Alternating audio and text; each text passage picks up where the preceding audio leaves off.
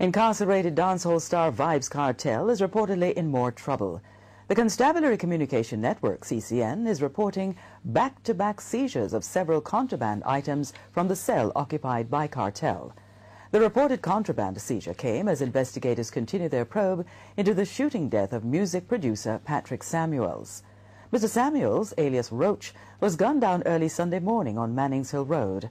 The CCN reports that on Sunday, as part of their investigations, detectives visited Kartel's cell. 2 cellular phones and 3 thumb drives were reportedly seized from the cell occupied by Kartel, whose given name is Adidja Palmer.